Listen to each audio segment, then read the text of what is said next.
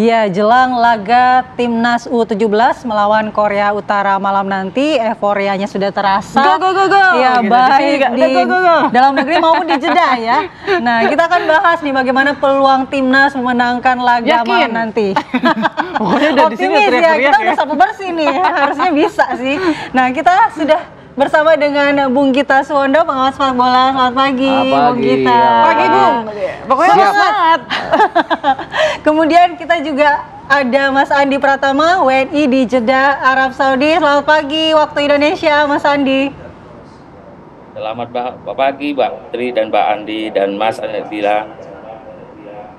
Baik, Mas Andi, bagaimana sih atmosfer saat ini di Jeddah jelang laga Timnas U17 melawan Korea Utara? Katanya tiketnya susah banget nih dapatnya. Iya, begadang ya Mas Andi ya buat nge-war tiket nih, jangan-jangan nih, belum tidur nih.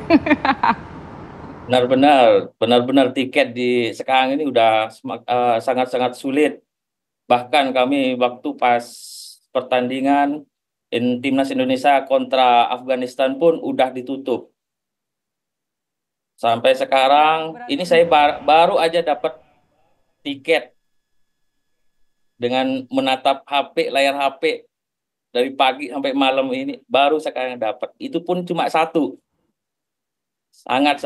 Itu pun dapatnya cuma satu ya, udah begadang dapatnya cuma satu. Tapi paling nggak alhamdulillah ya Mas Andi ya, masih bisa nonton nih Mas Andi. Mas Andi, tapi mungkin ada cara lain nggak selain war tiket yang Mas Andi udah dapetin? Mungkin ada cara lain, nunggu kayak ada yang cancel atau bagaimana? Masih ada usaha nggak ini Mas Andi dan teman-teman untuk mencari tiket? Ini udah saya nunggu 3 hari. 3 hari saya nunggu, setiap detik saya lihat, saya coba, nggak ada, tetap sold out kayak gitu. Sampai barusan sekitar sejam yang lalu baru dapat satu. Itu pun udah satu ya. Alhamdulillahnya, insyaallah itu. Baik, Mas Andi, bagaimana sih antusiasme di sana jelang laga malam nanti? Bisa diceritakan nggak euforianya itu seperti apa, Mas? Wah, euforianya luar biasa ya. Sejak Indonesia itu menang di fase grup, semangat warga Indonesia itu di Jeddah makin membara, makin berapi-api. Grup-grup WhatsApp, grup Facebook, bahkan di TikTok pun penuh dengan obrolan soal pertandingan malam ini. Banyak yang udah siap turun langsung ke stadion buat kasih dukungan penuh untuk Timnas. Ada juga nonton bareng seperti di restoran Indonesia, seperti Elimax, dan resto-resto kecil, seperti kafe-kafe kecil juga banyak itu euforia-euforianya. Benar-benar antusias. Oke. Enggak cuma di tanah air ya, tapi juga warga negara kita di beberapa negara termasuk di Mas Andi ini juga sangat semangat ya Mas, membara sekali nih semangatnya nih. Saya tanyakan ke Bung Gita, semangat pendukung ini sudah membara, tapi kalau ngelihat peluang timnas kita melawan Korea Utara ini gimana nih? Kelemahan dan kekuatan kedua tim ini seperti apa pandangan Bung Gita? Saya sih sebelumnya harus menggarisbawahi bahwa apa yang dilakukan oleh Coach Nova Arianto sejauh ini sangat luar biasa sekali. Bahkan dari Piala AFF tahun lalu, kualifikasi, terus kemarin 3 pertandingan dia memainkan setiap pertandingannya dengan cara yang berbeda-beda tergantung lawannya. Jadi saya percaya bahwa Korea Utara semilitan apapun mereka, skillful apapun pemain-pemain mereka, pasti ada cara dari Nova untuk mengatasinya seperti halnya pada saat dia mengejutkan mengatasi Korea Selatan. Artinya kombinasi yang mungkin harus dimainkan, low block di belakang kita, bertahan dengan sangat baik di belakang seperti lawan Korea Selatan. Tapi kita jangan takut main di tengah dan kemudian counter defense, counter attack kita pada saat seperti kita menghadapi Yaman. Jadi kombinasi antara melawan Korea dan melawan Yaman itu yang saya pikir adalah senjata utama Nova untuk pertandingan kali ini. Sejauh ini kan kalau kita bicara dari kualifikasi AFF 2016 2024 tahun lalu, kualifikasi Piala Asia dan putaran final ini kan dia baru 1 kali melakukan kesalahan pada saat kita main terbuka lawan Australia di semifinal AFF Under 16. Itu kita kemudian kalah 3-5. Kita unggul terlebih dahulu, kita mainnya polos, nggak cover di belakang, kita kalah. Tapi kalau setelah itu pembelajaran bagi Nova dan dia bermain dengan sangat hati-hati menghadapi lawan yang kuat. Dan kalau kita bicara Korea Utara, kan mirip dengan Korea Selatan, cuman mereka lebih militan. Less skillful tapi lebih sangat militan, dan ini yang harus kita hati-hati. Apakah taktik yang digunakan untuk menghadapi Korea Utara ini bisa disamakan dengan saat menghadapi Korea Selatan Ya, kan? Dari semenanjung yang sama, anatominya sama gitu. Ya harusnya sama ya. Kan kalau kita bicara keseluruhan kan ini faktor kejutan sekali. Kenapa kita ada di pertandingan ini? Kita jadi juara grup dengan mengalahkan Korea Selatan. Tadinya diperkirakan kita kalah, tapi kita menang lawan Yaman dan Afghanistan. Tapi sekarang Korea Utara juga pasti belajar bahwa oh ini tim nggak gampang dihadapinya. Pertahanan mereka bisa sangat rapat, lini tengah mereka bisa sangat unggul dari lawan-lawannya, dan kombinasi seperti ini yang merupakan keunggulan kita. Di samping Korea Utara sendiri walaupun banyak mencetak gol dari kualifikasi dan sampai ke putaran final, mereka kan juga rentan di belakang. Mereka lawan Hong Kong aja kemasukan sampai 2 gol. Kemudian, berarti kelemahannya di lini belakang. Lini belakang mereka lemah, tapi ini yang harus kita manfaatkan. Artinya mereka kan main dengan 4-3-3. Gelandang bertahan mereka bukan pivot yang bisa bekerja sendiri untuk bisa mengatasi tekanan lawan. Ini yang harus kita manfaatkan. Mereka bisa menang 4-1 lawan Iran di kualifikasi, tapi kemarin mereka ditahan imbang oleh Oman, ditahan imbang oleh Iran juga 1-1. Jadi ada penurunan. Ada juga uji coba yang mungkin jadi pelajaran bagi Coach Nova ya, bahwa kita pernah kalah dari Iran 0-2 di uji coba. Itu pada saat kita mencoba untuk all out attack dan tidak memperdulikan pertahanan. Nah, kan tapi terus dia belajar, dia juga memperbaiki pertahanan yang orang bilang membosankan atau segala macam. Tapi nggak penting sih sekarang membosankan atau enggak, yang penting kan lolos. Yang penting angka akhir ya. Ya, kemarin kan dia juga dibilang membosankan lawan Korea Selatan, tapi 2 pertandingan dia negara pertama yang lolos ke Piala Dunia, negara Asia pertama yang lolos ke Piala Dunia, memastikan hanya lewat 2 pertandingan. Jadi ada faktor-faktor yang kita harus angkat jempol terhadap Nova, terlepas apapun gaya mainnya dia. Oke, nah berarti kalau memprediksi laga nanti malam, gaya permainannya apakah mungkin ya ofensif defensif atau bagaimana? Ofensif defensif, tapi saya pikir bahwa kita harus lebih berani pada saat kita melayani mereka di lapangan tengah dan juga counter. Lawan Korea kan pertandingan pertama ya, kita hati-hati, kemudian kita lebih rapat di belakang. Kita agak takut-takut pada saat kita menyerang. Kekuatan kita kan juga lewat flank, itu kan lewat sayap. Itu kita agak takut-takut sehingga masuk pertahanan Korea Selatan kita nyaris tidak membuahkan hasil, hanya 2 peluang. 2 peluang tapi 1 jadi gol. Ada 1 peluang dari Mirza Fijatullah waktu itu yang berhadapan dengan penjaga gawang, tapi dia mencoba menggocek penjaga gawang. Nah, hal-hal seperti ini klinis yang harus kita lakukan karena peluangnya pasti sangat minim nanti. Kita 1 peluang harus jadi 1 gol itu ya. Ya, Bung kita juga sapu bersih nih di fase grup. Betul. Apakah dengan kita bisa mengalahkan Korea Selatan, Yaman, kemudian Afghanistan, kita tidak perlu lagi merasa inferior untuk bisa mengalahkan Korea Utara? Itu keuntungan kita ya, bahwa mental terjaga, ritme permainan terjaga. Bahkan pada saat kita pakai cadangan lawan Afghanistan agak kalah di tengah, tapi kemudian pemain inti masuk, kita bisa memenangkan pertandingan di menit akhir. Ada 7 gol sudah kita ciptakan. 5 gol diantaranya kita ciptakan setelah menit ke-75. Jadi artinya kita ini tidak gampang rentan pada saat kita tidak membuahkan hasil. Kita terus berusaha dan kita akhirnya bisa mencatat kemenangan. Lawan Yaman kan sebenarnya sama. Kita unggul 2-0, kita kemasukan 1 gol yang agak kontroversial karena itu bukan penalti menurut saya. Tapi kita bertahan dengan baik untuk kemudian bikin gol ketiga dan keempat. Jadi anak-anak ini nggak down pada saat kita ditekan, dan itu yang paling penting.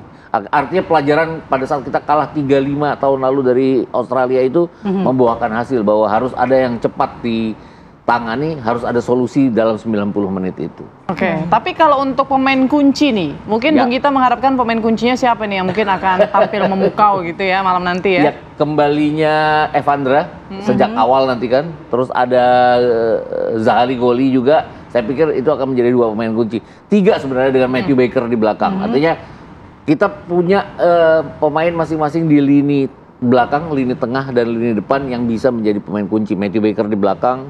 Itu terasa banget kemarin pada saat lawan Afghanistan nggak ada dia, agak berantakan kita. Kemudian Evandra juga pada saat babak pertama lapangan tengah kita dikuasai Afghanistan, dia masuk semuanya berubah.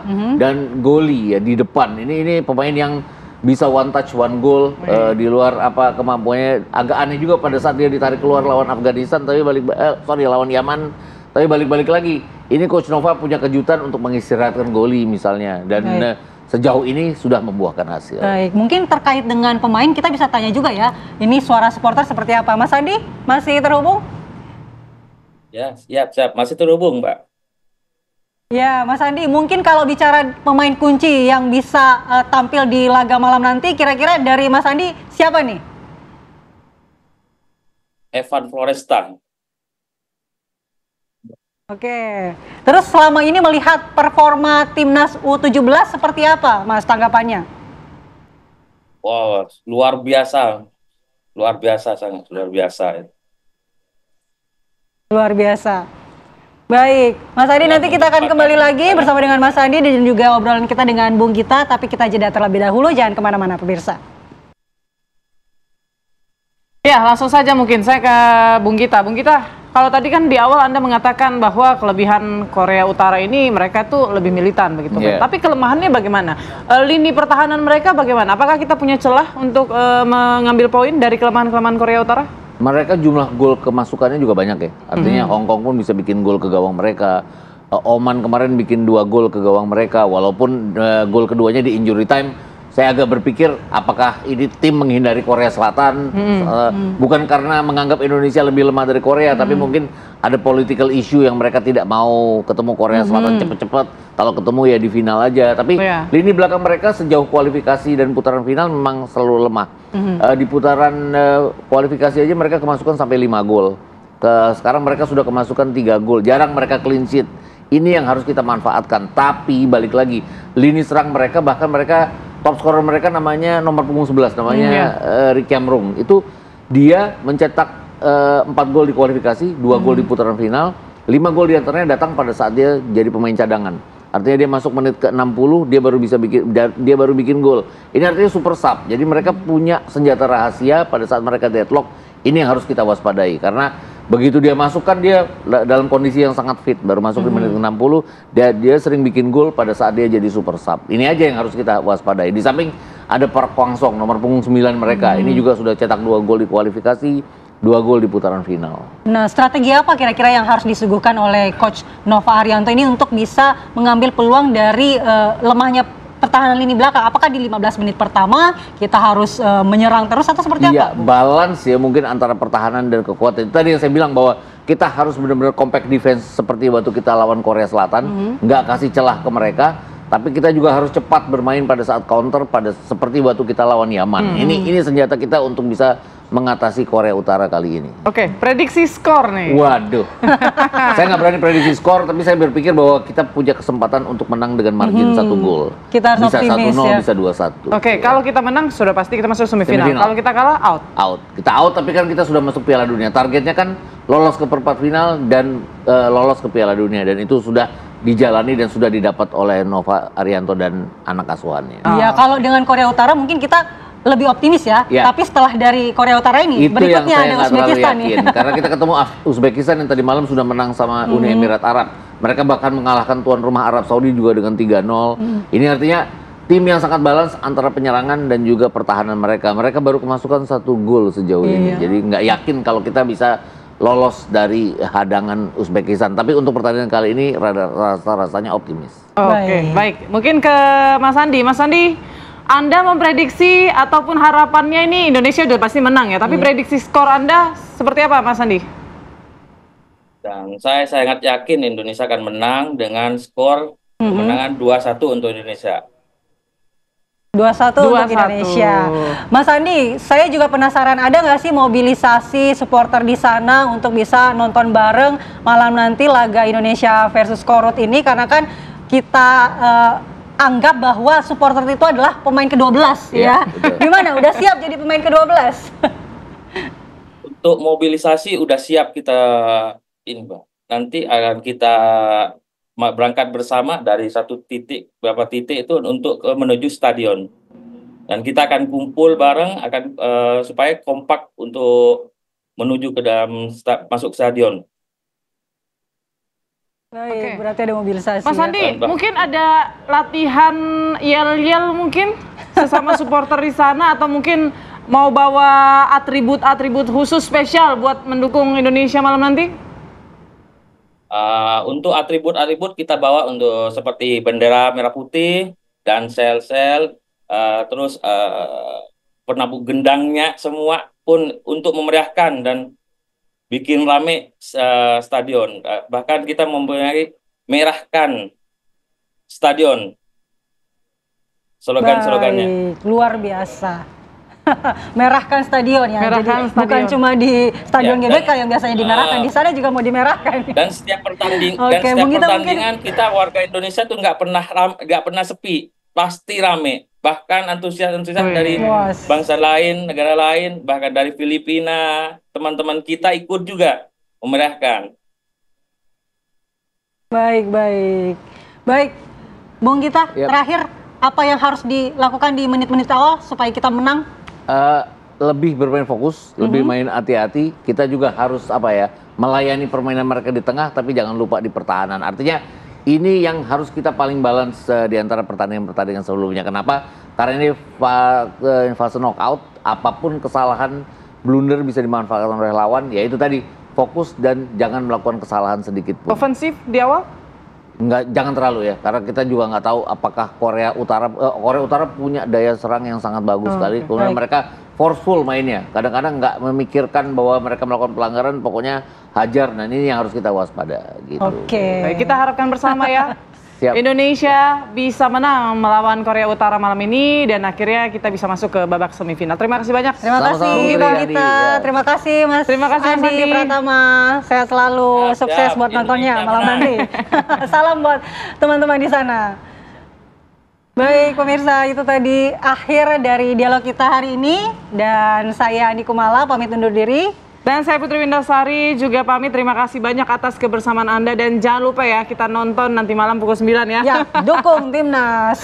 Terima kasih, sampai jumpa. Sampai jumpa.